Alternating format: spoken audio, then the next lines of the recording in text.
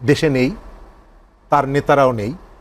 যে নেতাদের বিরুদ্ধে হত্যার অভিযোগ আছে, নির্যাতনের অভিযোগ আছে, ভোট চুরির অভিযোগ আছে, টাকা পাচারের অভিযোগ আছে, এটা যেমন সত্য, আবার দেশের মধ্যে তাদের হাজার হাজার লক্ষ লক্ষ কোটি কোটি কর্মী ভোটার তারা আছে, নির্যাতনের মুখে আছে, ভয়ে আছে, তারপরেও আছে। তাদেরকে পক্ষে টানার জন্য নানা দিক থেকে নানা রকমের প্রচেষ্টা আছে, তারপরেও তারা আছে। তারা নির্যাতন উপেক্ষা করে মিছিল করছে, যদিও তাদের মধ্যে কোনো অনুশোচনা নেই, তাদের মধ্যে কোনো অপরাধ বোধ নেই, এবং তারা বলতে চায় যে আমাদের এখানে আসলে কিছুই হয়নি, আমরা ষড়যন্ত্রের শিকার। তারা যতই এটা বলুক না কেন, এই দেশ থেকে টাকা পাচার হয়েছে এটি তো আর অস্বীকার করা যাবে না। এই দেশ থেকে প্রধান বিচারপতি রাতের বেলায় পালিয়ে গেছে, এটা তো আর অস্বীকার করা যাবে না। এই দেশে ভোটের আগের দিন ভোট হয়েছে, এগুলো তো অস্বীকার করা যাবে না। কিন্তু এই সরকারটাকে, শেখ হাসিনার সরকারটাকে আপনি বিদায় করার পর এখন পর্যন্ত এই সরকার, আজকে যারা ক্ষমতায় বসেছেন, তাদের সব কর্মকাণ্ড কম্পেয়ার শেখ হাসিনার সরকারের সাথে, তার সাথে কম্পেয়ার করে। আপনি কেন 104 জন লোক নিয়ে বিদেশে গেলেন? বলে যে হাসিনা তো এর থেকে বেশি লোক নিয়ে যেত। আপনি উদাহরণটা তৈরি করতে পারছেন না আপনার মতন করে। আপনি বলতে হচ্ছে যে তার থেকে আমি তো একটু ভালো, আমি অত খারাপ না, আমি একটু খারাপ।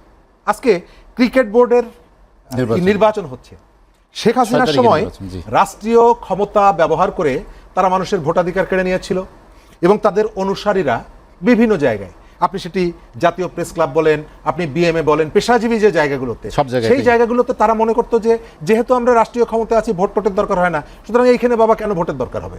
রিহাব তো আমরা নিজেরা বানিয়ে ফেলবো, এফবিসিসিআই আমরা নিজেরা বানিয়ে ফেলবো, শেখ সেলিমের ছেলে এফবিসিসিআই প্রেসিডেন্ট হবে। তো আজকে ক্রিকেট বোর্ডের যে নির্বাচনের যে পদ্ধতি বা প্রক্রিয়া, আপনি কি শেখ হাসিনার সরকারের সময় পেশাজীবীদের যে ফোরামগুলো হতো তার একই ঘটনা দেখতে পাচ্ছেন না? দেখতে পাচ্ছেন। ওই সময় যারা এই ফোরামের ডিরেক্টর হয়েছিলেন, যে প্রক্রিয়ায়, সেম প্রক্রিয়াটা এখন অনুসরণ করা হচ্ছে।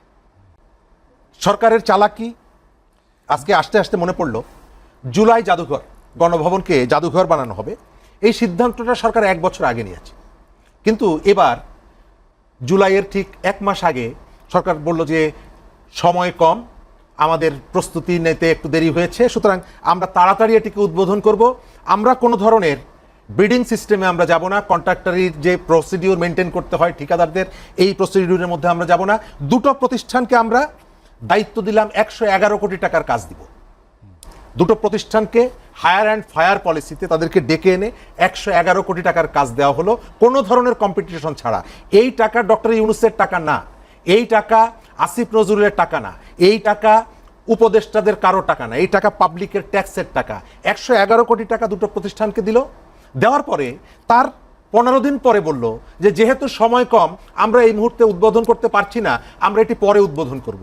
তাহলে এটি যদি করেন, তাহলে কোনো ধরনের প্রতিযোগিতা ছাড়া, প্রতিদ্বন্দ্বিতা ছাড়া আপনি 2টো প্রতিষ্ঠানকে যে ডেকে নিয়ে আসলেন, এই প্রতিষ্ঠানগুলো আপনার যে ভাইরা ভাইয়ের প্রতিষ্ঠান না, আপনার যে শালার প্রতিষ্ঠান না, আপনার ছোট ভাই যে এটার সাথে যুক্ত না, এটা আমি কিভাবে বুঝবো? এটি যদি সত্য হয়ে থাকে যে উদ্বোধন করা যাচ্ছে না, আপনি তাহলে এটি কেন ডেকে এনে এদেরকে কাজ দিলেন? 1 টাকা 2 টাকা না, 111 কোটি টাকা। এখন পর্যন্ত কাজ ধীরে ধীরে আগাচ্ছে। এই যে প্রসিডিউর, এর বাইরে অনেক নির্মাণ প্রকল্প যেখানে ব্যয় বেড়েছে, অসংখ্য উদাহরণ আছে। তো বাংলাদেশের মানুষ, আমাদের ট্র্যাজেডিটা হচ্ছে আমরা যে সরকারটাকে দায়িত্ব দিয়েছে এই দেশের মানুষ, সেই সরকারটা মানুষের প্রত্যাশাটা বুঝতে পারছে না, এবং যে ধরনের কথাগুলো বলছে অনেকগুলো মানে এতটাই মাথার উপর থেকে যায়, বোঝার কোনো উপায় নেই। যে এজেন্ডাগুলো নিয়ে তারা কথা বলে, এই এজেন্ডাগুলো সাধারণ মানুষের মাথার উপর দিয়ে যায়। গত 2 দিন ধরে পত্রপত্রিকা আসছে, রাজশাহীতে রাত 11টা-12টার পরে মানুষ রাস্তায় নামে, কেন জানেন? ওই যে কম দামে যে ট্রাক সেল চাল বিক্রি হচ্ছে, সেই চালের জন্য। সরকারের কি মাথার মধ্যে এই চিন্তাটা আছে?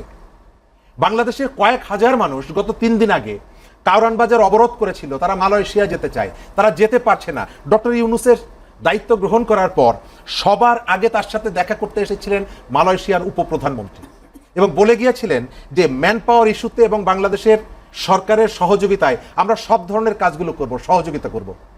আজকে কেন সেই মালয়েশিয়ায় যারা যেতে পারছে না তারা রাস্তা অবরোধ করে, সরকার কি এই বিষয়টি নিয়ে কোনো কথা বলেছে?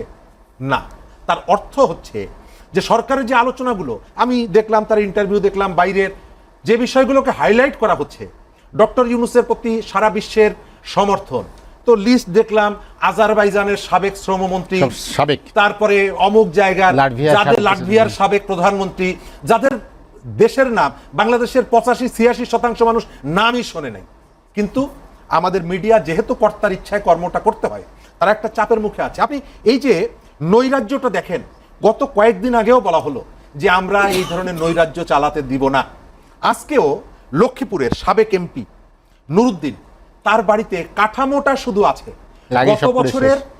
গত বছরের আগুনে পোড়ানোর পরে শুধুমাত্র কাঠামো আছে, আজকে আবার মব ক্রিয়েট করে সেটি পুড়িয়ে দেওয়া হয়েছে। অর্থাৎ এই ঘটনাগুলো সমাজের মধ্যে আওয়ামী লীগ নির্দোষ এটি কখনো আমরা বলি না, আওয়ামী লীগের এই ধরনের এরা নিরপরাধ এটা কখনো বলি না, কিন্তু বিচার করার জন্য তো আপনার তো একটা প্রসিডিওর থাকতে হবে। আপনি ঘৃণার আগুনটা যদি অনবরত সমাজের মধ্যে ছড়িয়ে দিতে থাকেন, মাসুদ ভাই যেটি বললেন, একজন মানুষ তাকে যখন আপনি ফাঁসি দেন আইনি প্রক্রিয়ার মধ্য দিয়ে, সর্বশেষ প্রসিডিউরটা হচ্ছে ডাক্তার আসবেন, তার শরীর পরীক্ষা করবেন, তিনি যদি সুস্থ থাকেন তাহলে তাকে ফাঁসির কাস্টে তোলা হবে। অর্থাৎ 10 মিনিট পরে যে মানুষটাকে ফাঁসি দেবেন তিনি সুস্থ না অসুস্থ এটি ইম্পর্টেন্ট। তিনি যদি অসুস্থ হন আপনি তাকে সমস্ত প্রসিডিউর মেনটেন করে ফাঁসি দেবেন না।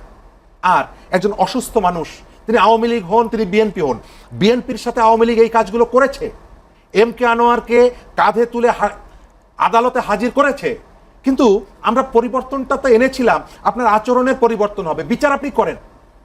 আসিফ নজরুলের কোনো ভাইকে আওয়ামী লীগের সময় জেল খাটতে হয়েছে তা তো আমরা জানি না, শুনেছেন কোথাও? না। প্রতিশোধের যে জায়গাটা, এই সরকারের কাছে আমরা প্রতিশোধের থেকে